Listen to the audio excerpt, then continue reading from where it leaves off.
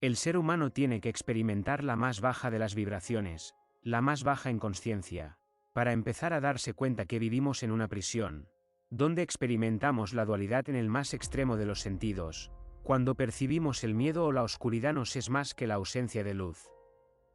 El origen de la maldad es precisamente la ausencia de luz, quiere decir que la inconsciencia o la falta de autoconciencia genera un estado de falta de luz, pero también tenemos que ser estrictos con esto. Si tú tomas una vela o una luz y la llevas a una habitación, esto quiere decir que al momento de entrar en la habitación esta se ilumina y cuando retiras la habitación está oscura, pero si te das cuenta cuál es el elemento activo dentro de la ecuación, es la luz.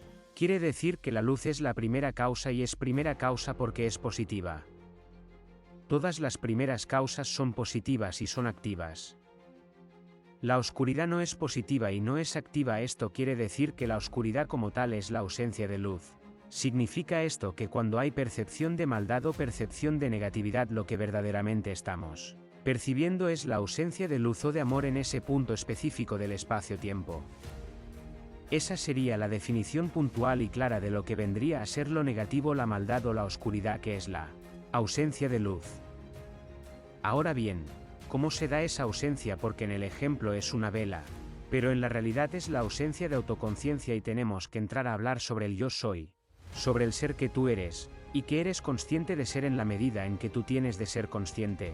En esa medida la oscuridad, o sea la falta de conciencia, se va diluyendo.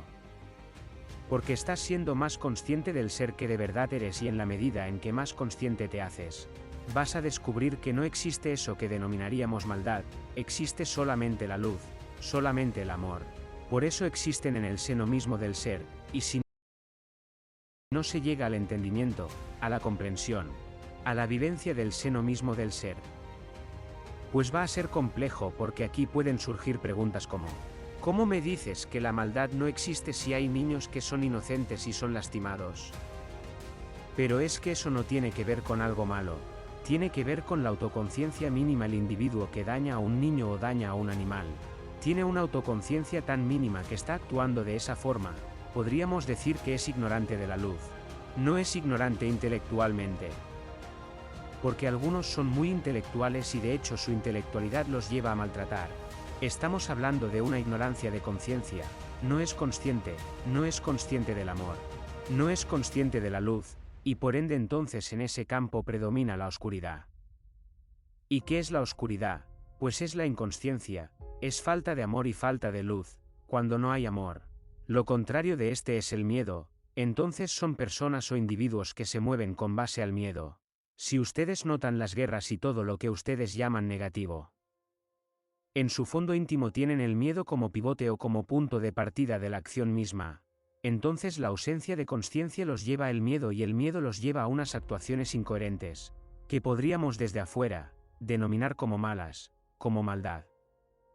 Cuando eres consciente de que vivimos en una prisión, y de quienes realmente han estado esclavizando al ser humano desde milenios, tu nivel vibratorio aumenta, y con ello tu nivel consciente, y ese simple hecho, automáticamente te hace ser más libre.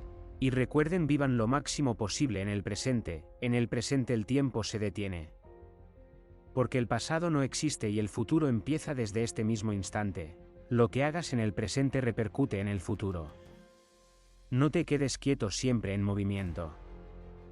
Seguimos remando ante la adversidad de la situación en la que estamos, pero siempre con paso firme, cabeza alta, cero miedo y empoderados al máximo. Un ser humano consciente es un peligro para ellos.